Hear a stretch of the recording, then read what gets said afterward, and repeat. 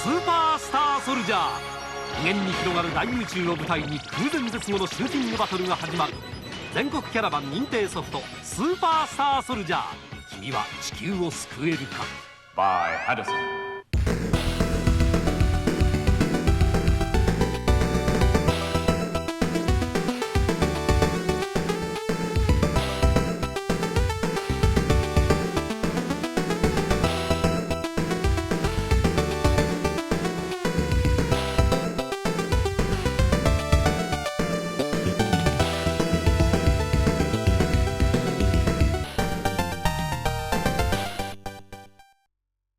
All right, so I've got what I think is a really exciting show for you guys today. I've been waiting to make this show for at least a week, maybe 2 weeks, because I've got a bunch of PC Engine stuff to show you. If you've been watching my channel for a long time, it should be no surprise to you that the TurboGrafx 16 and PC Engine are one of my favorite topics to talk about. And in fact, I just recently put together a playlist over on the other channel of every TurboGrafx and PC Engine centric video I've ever uploaded on both channels. One of my absolute favorite consoles to play now. And part of the reason for that, as I've said before, I didn't have a TurboGrafx 16 when I was a kid, and I didn't know anybody. Well, I knew one kid in high school that had one, but I've talked about him before, so I won't talk about him again. But it's also no secret that I'm a big fan of Bithead 1000's show.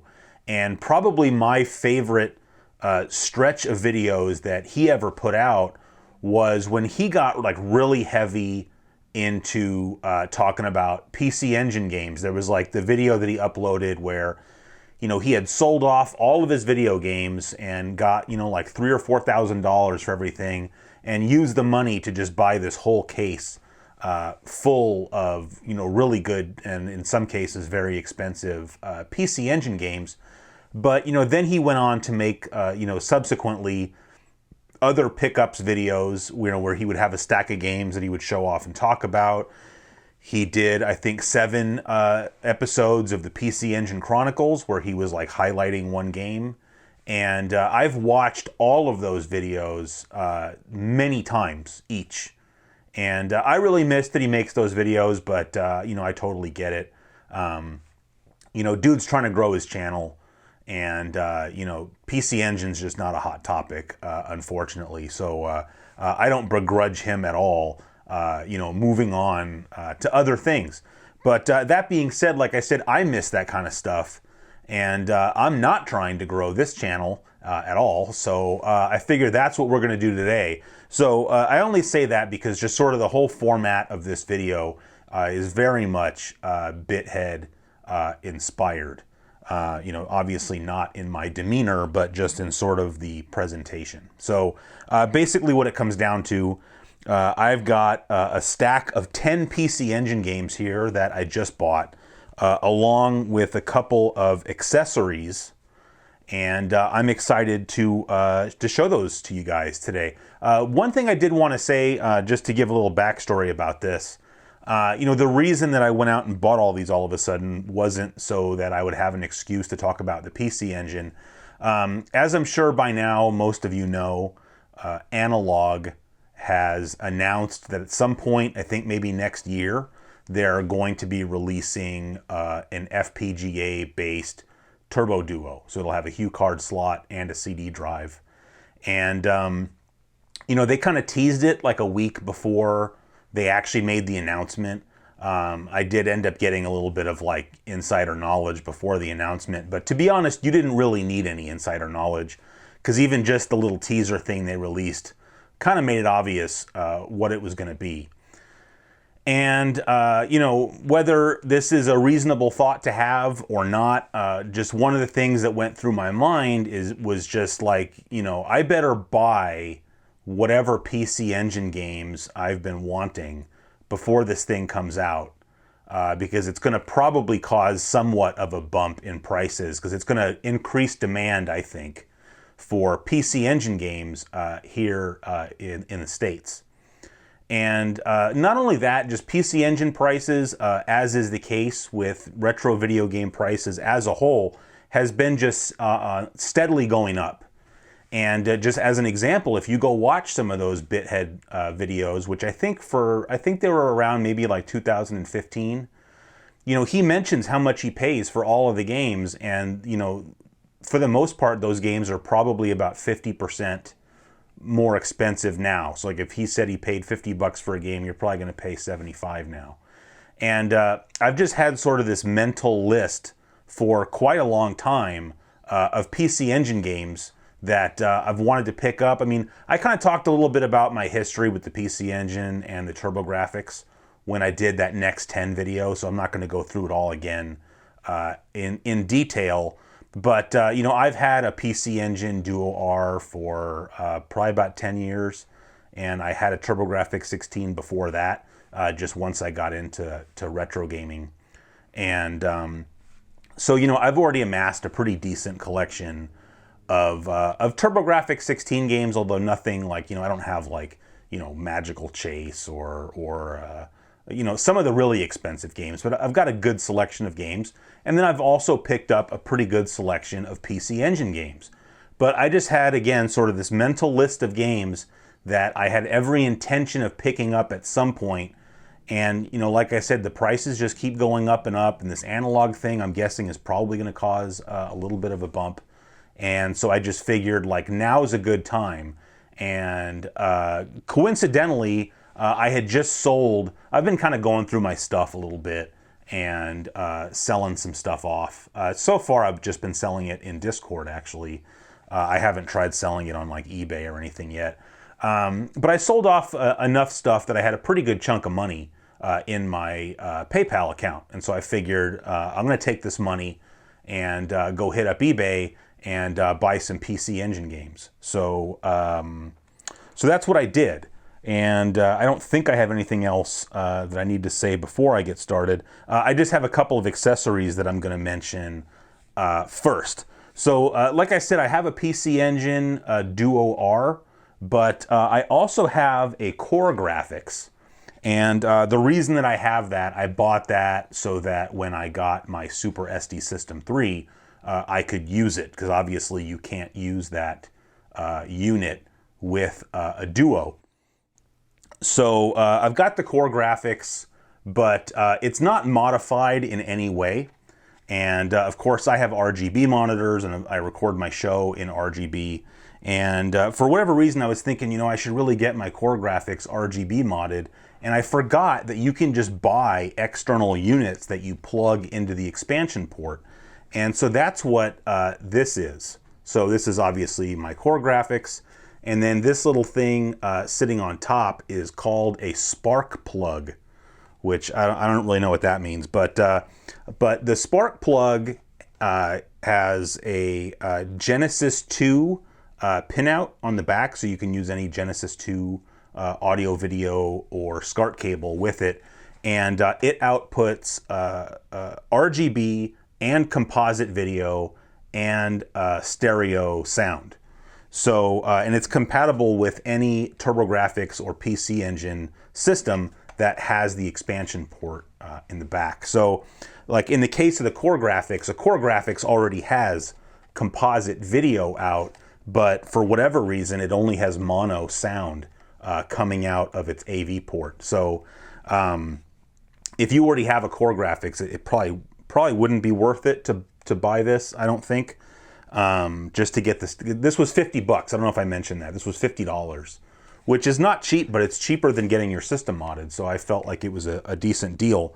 But yeah, if you already have a Core Graphics, I'm not sure. I think it's worth paying $50 just to get stereo sound, but it's certainly worth paying $50 for RGB output, just because then I can use this with my RGB monitors. I will say, if you're somebody that has a TurboGrafx 16 or a PC Engine, and you're using something like a RetroTink to play on an HD TV, or if you have a consumer CRT, like a standard TV from back in the day, that has S-video input on the back, For $20 more, there's a company called DB Electronics that makes something similar to this, but it also has S-Video out.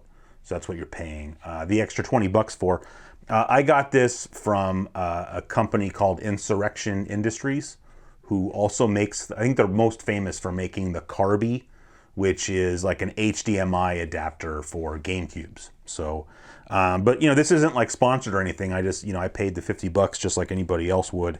And then I also grabbed a Genesis 2 SCART cable from them to use that with the core graphics. So, and I've already used it, and it it works great. I have a good picture. This core graphics doesn't seem to have jail bars, so that's nice.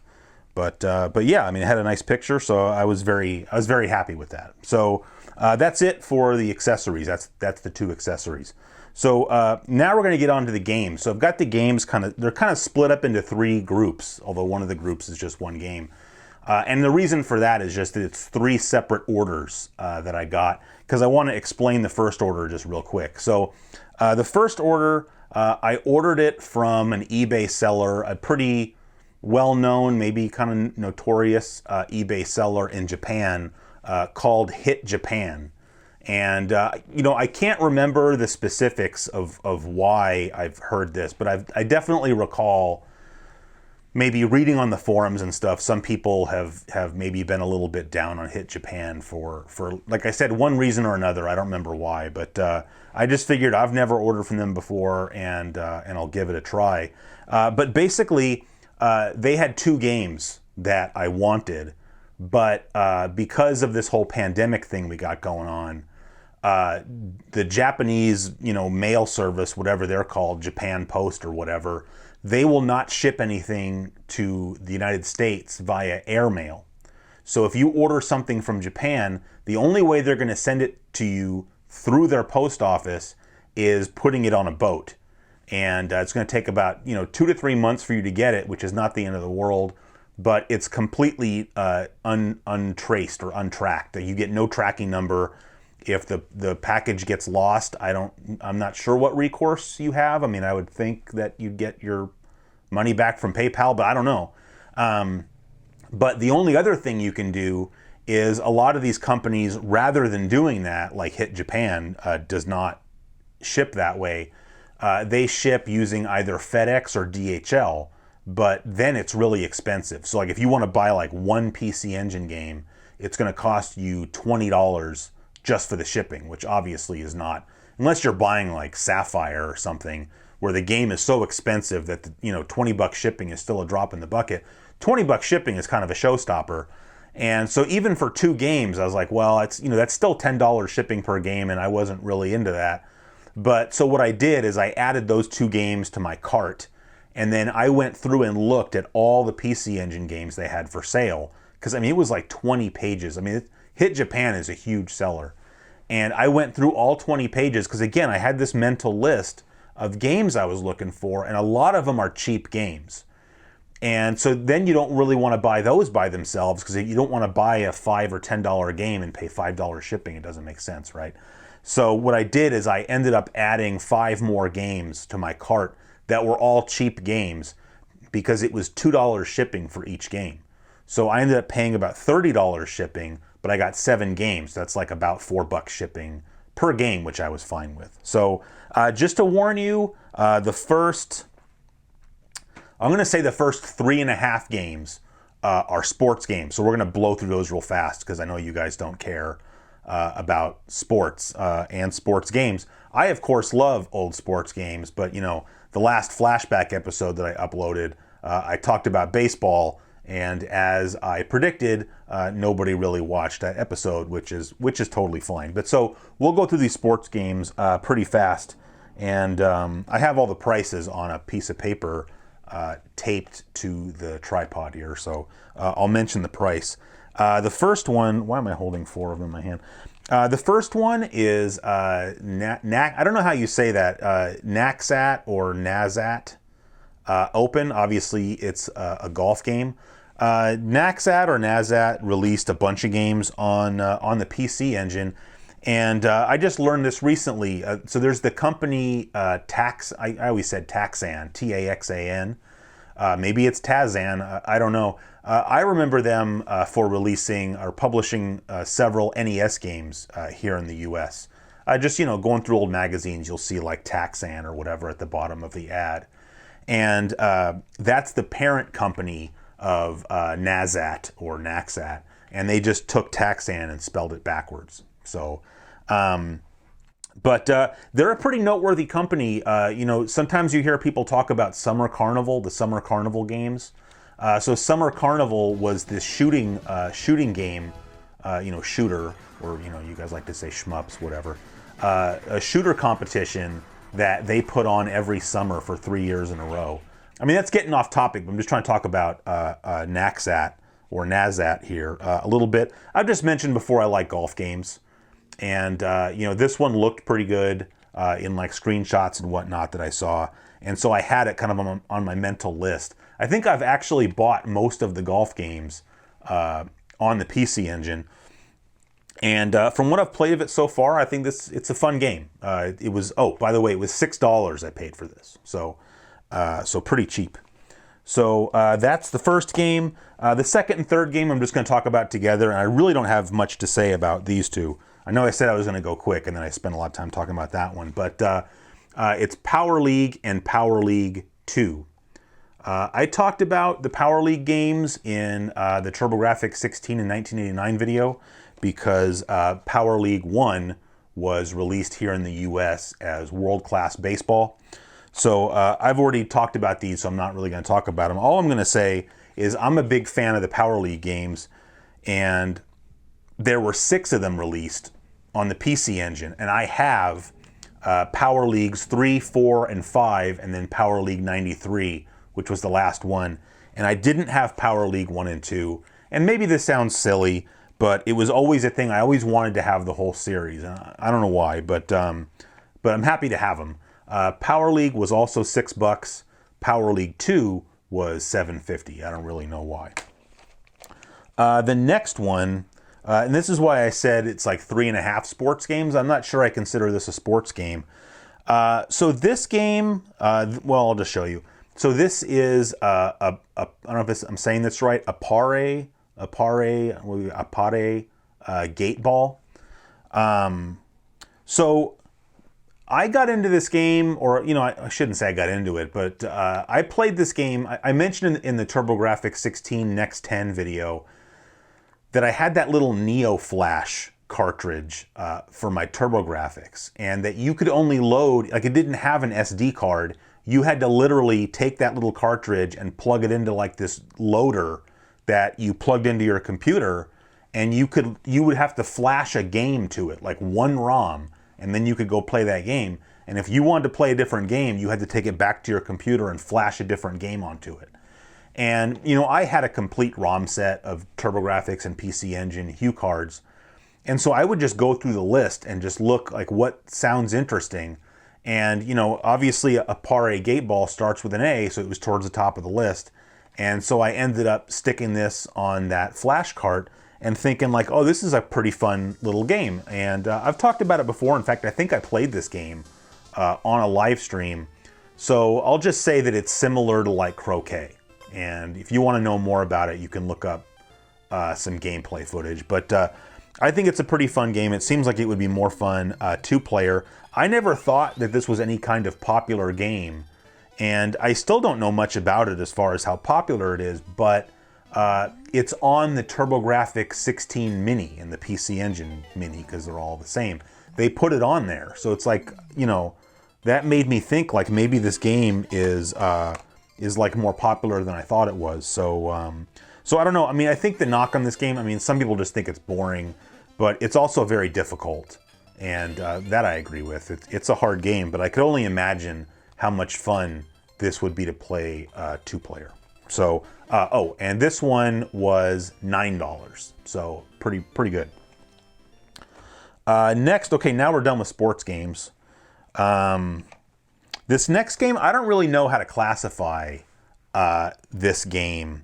And I don't really know how I kind of got turned on to it. Bithead did talk about this game one time on his show, but the way he described it didn't really make me want to play it, and so I think I kind of forgot about it. And this may be another case where I might have just had my Mister plugged in or something, and I was just scrolling through the ROM list, and I think I loaded this game up. But the first time I played this game, I would say I played it for at least 2 hours. Like, I found it, very addictive. And I looked it up, and it was a cheap game, so I got it. And sorry about the glare. That is Volfied. And it's a Taito game. Taito game. So if you've ever played Qix, which is spelled Qix, it was an arcade game, but it got released on some home consoles. Volfied is pretty similar to that. I can only describe it as saying it's like an arcade game. I don't know how to really try to pigeonhole it into a genre beyond just saying it's an arcade game. So it's a single screen game, so there's no scrolling. There's basically like a big rectangle. You have like a little ship that can move around the periphery of the rectangle, and there's like a big enemy bouncing around inside the rectangle, along with a couple of little enemies. And what you do is you come off the edge of the rectangle and you draw a line, and then you go back to the edge so that you draw like a square or a rectangle, and then it blocks off that portion of the playfield. The catch is, while you're drawing that line, not only are you susceptible to getting hit by enemies, but so is the entire line that you drew. So if you try to draw a big line, there's no way you're going to make it, because one of those enemies will touch that line and then you like blow up. The real key to the game is, like, you don't really want to get 75% because you want to get as many points as possible. And the way you do that is by blocking off like 99.9% of the playfield. But so what you kind of want to do is you want to try to kind of like trap the big boss into a little area without blocking off 75% of the playfield yet, and then finally blocking off just a little piece that they're in so that you get like 99.9% of the playfield blocked off, and then you get like huge bonus points and extra lives. And I'm probably not doing a good job of describing the game, but it's just a really, really fun game. Like, check out some gameplay footage, or maybe I'll put some in the video, or, well, now I guess I would have already had it in the video. But I think it's a really, really cool game. This one, so now we're getting into big money. This was $19, so not really big money. But only thing I'll point out, for whatever reason, like, different PC Engine games would have different colors that they would use on the spine. I mean, these are all blue, but trust me, there's different colors.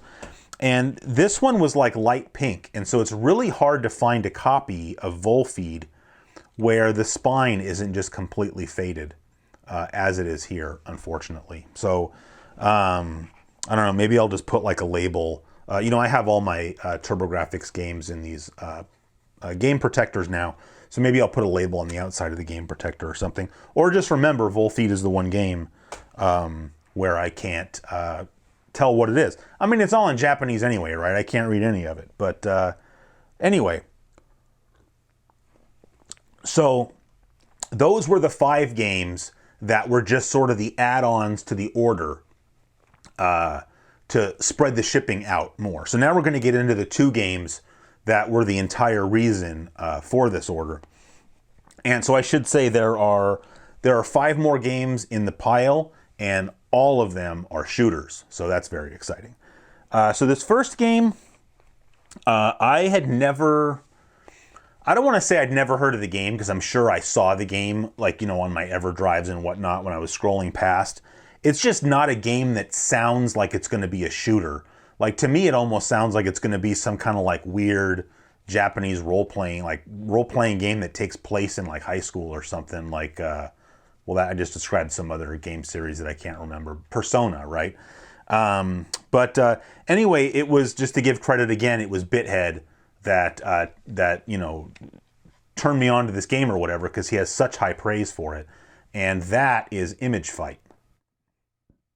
And this is an Irem game, by the way. So, Irem also put out R-Type on, they put out R-Type in the arcade, but they put it out on the PC Engine. Although actually not really.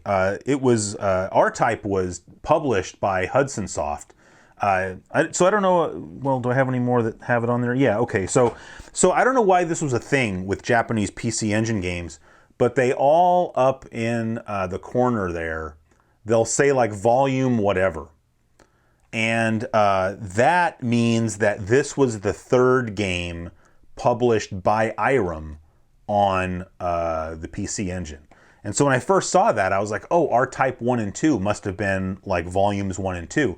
But they didn't put out R-Type on the PC Engine. Hudson Soft did. So I don't know what volumes 1 and 2 were of Irem. But it's just kind of neat because then you know the chronological order of games from any particular publisher. So like, I've got, Hudson Soft published games like, volume 60 or probably even higher than that, just because, as you can imagine, they put out a lot of games. But anyway, so Image Fight is a vertically scrolling shooter, and pretty much everything Bithead said about it is like spot on.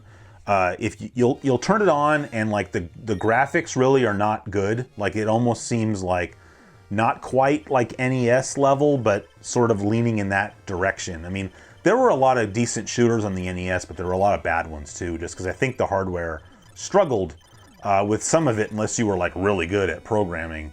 Because of course, like I said, Rekka is on the Famicom, and that game is super fast. But yeah, the graphics in Image Fight really are not the kind of thing that's going to inspire confidence if you fire it up for the first time and somebody hasn't told you already that it's an awesome game. And same with the sound effects, really. But it's just a really, really good shooter. But what I will say, this is a very, very hard shooter.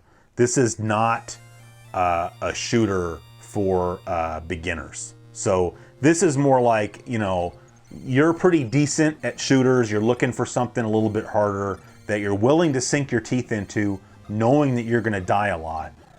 That's Image Fight. So, getting past the first level is not too bad, but even the second level already is getting very difficult. And what it really just comes down to is you have to figure out, much like R-Type, you have to figure out the strategy to get through the level. The thing with Image Fight, and I think I have a couple of games that fall into this category, I don't really get this. The prices of PC Engine games are just crazy, right? But for some reason, Image Fight is still to this day a cheap game. I paid $46 for this copy, which I'm not saying is cheap, but I'm saying if you look at the spectrum of shooters on the PC Engine and you look at the quality shooters, $46 is a very good deal. And I mean, this is a nice copy of the game. You could probably get this game cheaper if you bought one that was like beat up. But I was going for nice copies of these games. Although I will say, I mentioned that some people were kind of like not super enthusiastic about Hit Japan. If you're somebody that really is into the condition of your games, Hit Japan might not be where you want to buy your games from. I feel like I got lucky in that both of the games that I actually was placing the order for, Image Fight and the next one, both arrived in very nice condition. And overall, all these games are in nice condition. Like Naxat Open, like the manual was a little bit rough, and I think maybe even one of the baseball games was like, and then as you saw, Volfied has a faded spine, although I went back and looked at the auction and they showed it and I just kind of missed it, but it's not a big deal. But anyway, Image Fight is still, in my opinion, a vastly undervalued game, and I feel like it's only a matter of time before the price shoots up when people figure out what they're missing. There's also Image Fight 2, which I think is a CD game, and it's a very similar game, and even that one, I think Image Fight 2 is maybe a little bit over $100. But again, compared to a lot of other shooters on the PC Engine, that's really not bad. But so if you're somebody that's already fairly seasoned with shooters, Image Fight is a great game to check out. If, on the other hand, you're somebody that is just sort of looking to get into shooters, this is not where you want to start. If you're the kind of person that thinks, I like shooters, but I'm terrible at them, and so I don't play them, you're going to play this game and you're going to shut it off immediately because it's only going to reinforce your belief about your own abilities. And it's really got more to do with easing yourself into shooters by finding games that have more favorable difficulty curves, which we'll talk about coming up. This next game, this is a game that this has been one of my most wanted games on the PC Engine for quite some time. Not a super expensive game, but just a game that I'd always meant to purchase and never gotten around to, and that is Gradius, the original Gradius. And this is an awesome version of Gradius. First of all, let me just say the NES version of Gradius is great. Like, I love that game. It's a little bit, it's a step down from the arcade, right? You can only have, I think, 2 options because of the slowdown. It's NES graphics, so it's not as good as it possibly could be, but it's still one of my favorite games on the NES. I love NES Gradius. That being said, this game is actually an upgrade, a slight upgrade over the arcade. Gradius came out in the arcade in '85, I think, and this game was released on the PC Engine in 1991. So in those 6 years, technology had advanced, and so they were able to actually put a little bit of extra polish into Gradius and make it a little bit better. Like the graphics are a little bit nicer, the sound is a little bit better. It's nothing drastic. It's not like when they take some game from the 80s or early 90s and remake it now, and it looks nothing like the original did because it's like a HD remake.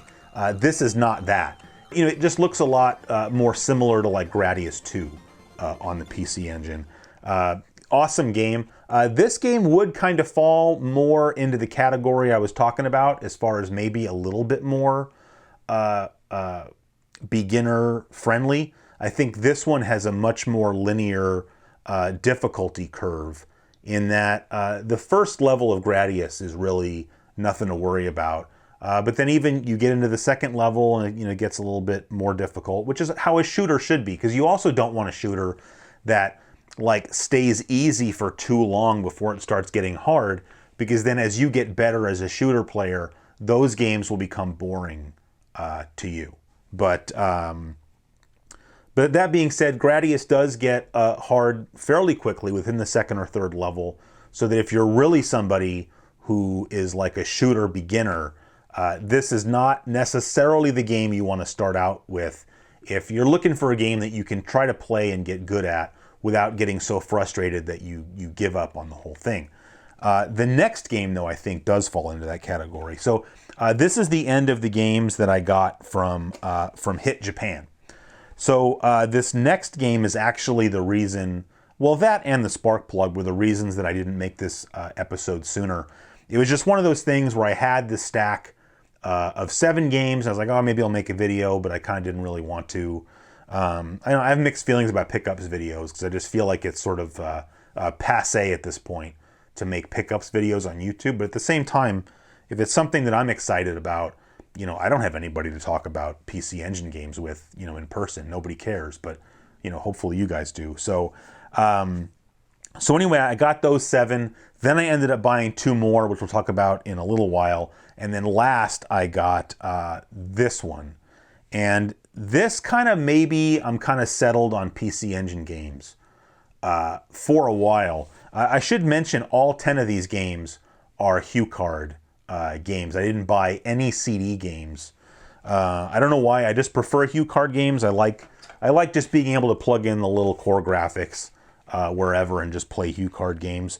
There are a lot of amazing CD games on the system, and I have a lot of those amazing games. But for some reason, I just don't get as excited about buying CD games. I have my Super SD System 3. I have the Mister. And of course, you could say, well, you can just play all your HuCard games that way, and that's true. But just for some reason, for me, it's more fun to collect Hue card games. So for that reason, all of these are Hue card games. And like I said, I'm sure I could think of a couple more that I'd like to pick up, but really this is the majority of the games that I didn't have yet that I really wanted. And so this last one that I picked up, not the last one we're going to talk about. So this was part of a 3-game series on the PC Engine. 2 of those games came out on the TurboGrafx 16. This is the one that didn't. This is considered by most people to be sort of the redheaded stepchild of the series, which I still don't know what that means, redheaded stepchild. Like I don't get it. But and so for a while I was kind of dragging my feet buying this game. But there's one reviewer that I trust quite a bit. There was this website that's not around anymore called the Brothers Duomazov, and the website's actually gone because like they decided they weren't going to make a website anymore, and they quit paying the hosting fees. And so thank goodness for the Wayback Machine at the Internet Archive, because you can still read the whole website because they have it archived there. But he said that he thought that this game. He said he thought the game got better as the series went on. And so he thought that this was the middle game, not the crappy game. And that is Final Soldier. I'd say most reviews that you watch or read on the internet will tell you that the best game is Soldier Blade, which I think is sort of an unimpeachable opinion. The second best game is Superstar Soldier. And then Final Soldier is kind of like the game that you maybe don't even want to bother picking up. And if you look at the prices of the 3 games, that kind of holds true. Soldier Blade is going to cost you a couple $100. I'd say Superstar Soldier is around $100, maybe $110. Whereas I picked up Final Soldier. I got this actually from a US seller, and it's in very nice condition. I got this for $55. And the thing that really motivated me to get it was reading that Brothers Duomazov review. He really, I'm not going to say he heaped a lot of praise on it, but I think he mentioned things about the game that other people didn't, in explaining why he thinks that this is the better game than Superstar Soldier. And one of the knocks on this game, which I'm saying is not a knock depending on who you are, is that this game is maybe a little bit too easy. But if you're somebody that maybe watches like me playing shooters on my live streams, or just in general is fascinated by shooters but is maybe intimidated by them because anytime you've tried to play one it hasn't gone well, this is a great like beginner, like this is the bicycle with training wheels on it shooter. And so to give you an idea, I had never played this game before. It came in the mail. I believe I got it yesterday. Yeah, it was yesterday. And so last night I took it down to the basement and stuck the chip in my core graphics. And the first time I died was the 3rd level boss. And honestly, I only died because the game, I was like sailing through the game to the point where I got a little bit cocky. And, I got a little bit too fresh with the level 3 boss. And I paid for it. Not because, in my opinion, the game got hard by then. And I think I made it to either the end of level 5 or somewhere in level 6. I forgot which, before I got game over. And that's playing a game I'd never seen before. And I am not some kind of like shooter genius. Like there are guys out there that would run absolute circles around me. But I do play a lot of shooters. And I would say that I'm a decent shooter player. And that was my experience with it. So if you're somebody that's never played a shooter or never really given a shooter a shot, and you're looking for one that you can kind of start off with to try to get good, check out Final Soldier. Really good, in my opinion, really good graphics. Like some of the backgrounds in this game look crazy. Like there's this one level, I believe it's level 4, where you're flying over a city, and so you see all these skyscrapers coming up, kind of like the first level of Sapphire. You see all these skyscrapers coming up, and it looks really neat. And then like halfway through the level, it's like you go up in altitude, and then all of a sudden you're like flying in the clouds, and then you just see, like if you're in an airplane, like you see the cities down below, but you just see like the lighted streets, you know. It really neat, really neat. And you know, it's got the same good music that I think you expect out of any of the Soldier games. And like I said, good graphics, the same very responsive, spot-on controls. Oh, one unique thing about this game is when you're at the title screen, you know, I think it only shows like one option at a time. So if you turn on the game, the title screen, it just says like normal game. And if you hit the run button, it starts the game. But you can cycle through some options with the select button, and one of them is sort of like the options menu, but it's called setup. But if you go in there, you can select all these different weapons that you can use. Like it has like different classes of weapons. Like there's like a fire weapon and a laser weapon, and an energy weapon, and like the Vulcan gun weapon or whatever.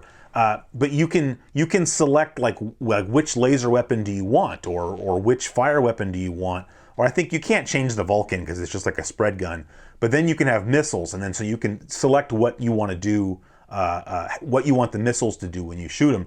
So you have like a certain level of customization with Final Soldier that you don't get with a lot of other ones. And so again, this is the same price as Image Fight. It was $55, and in my opinion, $55 is a steal for this game. So don't listen to all the naysayers, especially again if you're a shooter newbie. Check out Final Soldier. All right, so now we're down to the last order that I got, which was 2 games. And I got these, again, this all came from eBay. And so I got these together. I'm only going to show, I was just very happy with the condition that these games came in and everything. They were shipped very quickly. This, again, there's no kind of sponsorship, quid pro quo, anything. But I got them from this seller, Retro Saiku, or I don't know how you even say that. They're in Atlanta. And their prices are, I think, reasonable. I think it's pretty much the same price you're going to pay if you get them from Japan, but then you're not paying the shipping. They're very accurate when they describe the condition. Like they put a letter grade in the title of the auction, like it's A, B, C, D to describe the condition, but then they also take a lot of pictures so that you really have a good idea of what you're getting. And like they'll have, if you want a game that's a condition A, you're going to pay more than condition B. Like one of the games I got here, I got a condition B, so it's not exactly perfect, but I got a significant savings that way. So the first game, so I want to say there were 4. Yeah, I think there were 4 Konami shooters on the PC Engine. You had Gradius, which was on HuCard, Gradius 2, which is on Super CD, Salamander, which we got here as Life Force on the NES or in the arcade, which again is a chip game, and then this game, which is also a chip game, and that is Parodius Da. And I talked about this game, or I talked about these games. So this game, this game is not on the PC Engine Mini. I talked about Star Parodius on that live stream because that is on the PC Engine Mini. People, for some reason, always mention these 2 games in the same breath. Parodius Da and Star Parodius. They're very similar games, but one of them is a Hudson Soft game. The other one is a Konami game. In both cases, they are parody games, which is where they get their name. Parodius is a portmanteau of parody and Gradius. Parodius is a portmanteau of parody and soldier, because Star Parodius is parodying the Soldier series, and Parodius is really parodying Konami shooters. It's not just parodying Gradius, although it plays more like Gradius than any other game of theirs. So it's a very cartoony game, but don't let that fool you. It's still a very difficult game. So it kind of has more like, if you've ever played one of the Twinbee games, which it also kind of parodies There's some Twinbee, Salamander and Gradius 1 and 2 stuff going on in this game, but it sort of has like the visual style of Twinbee, except that it is horizontally shooting. So you can choose from 4 characters. All 4 of those characters have different weapons that they use, but the power-up system is the same as Gradius and Gradius 2. So if you've played the other games, you see a lot of the stuff in this game that's making reference to those games. And I think probably the most maybe well-known or obvious example I can think of is there's this boss late in Gradius 2, might even be the final boss, I don't remember, where it's like, I don't know, people call it a spider boss, I don't know if that's really accurate, but it's like a robot that has like legs on the bottom and legs on the top. And it's kind of a pain in the butt. But in Parodius Da, it's like, I don't know, it's like a Las Vegas showgirl or something. It's like this girl wearing like a bikini with all this like sparkly stuff hanging off of it. And then she's using her arms and legs to go back and forth. But then she stops and does this weird like hip thrusting thing. I don't know. This game is very strange, but it's very good. Like just as a shooter, like its shooter chops are really solid. The game is not easy at all, but it's just very entertaining. People might not realize this is actually not the first installment in the Parodius series. It's the second one. The first installment was on the MSX, so that's probably why it's not well known to people here, but the MSX, of course, was popular in Japan, and I believe popular in Brazil, of all places. So Parodius Da, which is, I guess Da, like a translation would be like, this means like it's Parodius. So so there you go. But like I said, it's a really fun game. And so now I have 3 of the 4 Konami shooters. The only one I don't have is Life Force, or Salamander as they called it in Japan. But it's, I don't know, I prefer Life Force on the NES. So buying Salamander for the PC Engine is just not really, like I could never get that game and I think I'd be happy with it. Not because it's not a good game, but I have it, I think I have it, yeah I have it. For the NES, I'm happier that way. I'd rather play it on the NES. But like Gradius is very good on the NES, but I'd rather play it on the PC Engine. Okay, so now we get to the grand finale. Oh, I'm sorry. By the way, Parodius Da, $76. So we're kind of getting up there. So this last game, I don't want to draw this out or anything, but this is, or was, not just my most wanted PC Engine game, but I would say my most wanted game on any system. It takes the record now for the most I've ever spent on a console game. It's still not that much money. I don't want anybody saying, oh my god, you got Sapphire or something, or Terra Cresta 2. No, I did not. But, for me, I would say that my comfort zone for buying, old video games is like $100 or less. And sort of my justification for that, first of all, I don't play modern games really. When I do, I buy them when they're like $20. But I mean, I have a very small library of Switch games. I have a very small library of PS4 games. And I don't pay full price for those games. If now with like the Xbox, what is it? The Xbox One we're up to now, and the PS5. Is it the Xbox One or is there a newer one than that? I don't even know anymore. I think those games now are going to be $70 a piece. I think they announced that they're raising the price $10, which is compared to buying games back in the day, is still cheaper when you adjust for inflation. But so you can get special editions of those games and you can pay $100 for the game. But the other thing is, maybe like a new Madden game comes out and you want to get the special edition steelbook version of the game. 2 years from now, it's still going to be a $5 game. Whereas, as I got done talking about, the price of these retro games just keeps going up. And I'm not saying that because I'm somehow advocating treating retro games as an investment, because I'm not saying that at all.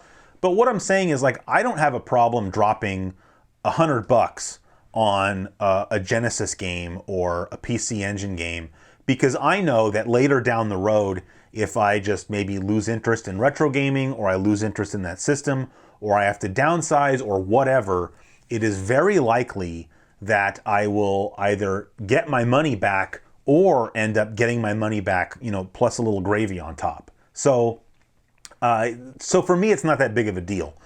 That being said, once you get over that $100 barrier, I'm just like, you know, I have to really want the game. And in fact, I would say I have less than 5 games, not including arcade games, those don't count. I have less than 5 console games that I've paid over $100 for. And but this one sets the record now for the most I've ever spent. And the other thing I'm going to say, I'm getting to it, I know, but the other thing I was going to say is, you know, being, you know, a 43-year-old guy, it just takes a lot at this point to really kind of get a reaction out of me of any kind. Like, you know, something good can happen and I'm like, oh, that's good, you know, cool. Something bad can happen and I'm like, oh, bummer, you know, but at the end of the day, like, my life's not going to change. So it's like, I don't get that excited about stuff anymore. I'm just more even-keeled. But that being said, when I got the box that had Parodius Da and this game in it, like, I opened the box, Parodius Da was on top. I checked that out, lifted it up, and I saw the game underneath it. And, you know, not because I did it on purpose, I actually, like, giggled a little bit, which, like, I don't ever do. It was like Christmas morning for me. So anyway, I did mention this game in the TurboGrafx 16 Next 10 video. I mentioned it was a game I didn't have, and it was a game that I really wanted. It is my favorite vertically scrolling shooter on the platform, and maybe my favorite vertically scrolling shooter of all time, and that is Soldier Blade. So, and this, maybe I'll just mention this real quick too. So most PC Engine games don't have any artwork on the back of the case. So, like, you know, if you look at, you know, Final Soldier and Gradius, you know, you can see the cover of the manual on the front, but on the back, because it has this weird hue card tray, is just a sticker. Which, so I don't know if, like, when you bought this in a store, do you just not get screenshots? I don't really know. But later PC Engine games had a different kind of hue card tray that was in a normal jewel case, and so it has back artwork. So, like, there's the back of Parodius Da. And then here's the back of Soldier Blade, and you know, you get some screenshots, 5 screenshots there, which is pretty cool. So this is the game where this was a B instead of an A. I think the A copy was $230, and this B copy was $190. So again, you know, I'm not excited about spending that kind of money, but again, just to reiterate, you know, I had sold off a bunch of games and I had this money. So for me, really what happened effectively is I took a bunch of games I didn't want anymore and a bunch of magazines I didn't want anymore, and basically traded them and got this stack of PC Engine games. So it's not like this came out of the show's budget or it came out of my pocket. It was really just taking stuff I already had and turning it into stuff that I really wanted. And again, Soldier Blade, and I mean, just look at just the cover art. You know, I don't know. I guess I looked at this game and I was like giddy. You know, I couldn't wait to start playing it. I'm already hard at work at this game. I really want to like 1cc beat this game, like beat the whole game on one credit. Like, to me, that's beating a game. Like, I'm not gatekeeping. You know, if you beat a game using 10 continues and according to you, you beat a game, that's all that matters. But for me, if I want to like really beat a game, you know, it's like beat it without using any continues, because that's where, like, for me, the real challenge comes from. So I'm trying very hard to learn this game so that I can 1cc it. And it's really not that difficult to do that with these games. Like I said, start off with an easy game like Final Soldier, and just you got to like plow a little bit further into the game and figure out, like, how do I get past this part? What's the best weapon to use here? You know, which enemy do I want to kill first when these guys come on the screen? Like, knowing what's coming next is a big part of like beating these games too. You know, it might seem you know, very intimidating at first, but it's really not that bad. It's just you have to put the work in. And, hopefully you should enjoy it, putting the work in. Otherwise, why are you doing it? But so I'm having a blast. If I'm going to pay $190 for a game, you can bet I'm going to get maximum value out of it by 1cc'ing it. So, and I was just going to say, so this is an expensive game, right? But, these days, Soldier Blade is on the PC Engine and TurboGrafx Mini, so you can play it that way. But, these days, you can load all these games up in, RetroArch or Raspberry Pi or a Mister or just whatever, and check them out. Soldier Blade is another game that I would say has a favorable difficulty curve, not as favorable as Final Soldier. Final Soldier to me is just like almost flat, like easy, easy, easy, and then it starts kind of going up. I feel like Soldier Blade, easy, but maybe it starts turning up a little bit sooner. Like maybe by the third, for some reason Soldier Blade calls levels operations. I don't know. So maybe I'm trying to remember, like the first operation is very easy. The second one, the only hard part for me was figuring out how to beat the boss, and then it became easy. It's like the third or fourth operation where you're like, all right, now it's starting to get a little bit serious. But even then, once you learn how to do it, you're like, okay, now I know how to do the first 4 operations, no problem. Show me the 5th one. And it's like, okay, now I can always get through the 5th one, no problem. Boom, let's go to the 6th one. So it's really not that bad. But Soldier Blade is the best one in the series, though. So I think maybe if you play that one first, the other 2 are going to kind of feel like a little bit of a letdown. As long as you know going into it, like, okay, I'm playing the creme de la creme of the series now, and then I'll go back and play the other ones later, even though they're not quite as good. And then it's no problem. The other thing I'll say about the Soldier series, I guess, and I'm actually going to mention this in a magazine read-through I'm about to do as well, is to talk about blazing lasers. And, I've seen people, including Bithead, go back and forth, like, well, is blazing lasers part of the Soldier series or is it not? And, he finally decided, like, no, it's not. But just to give, like, a little bit of backstory about that, Blazing Lasers was the first game that Hudson developed. Well, they didn't develop.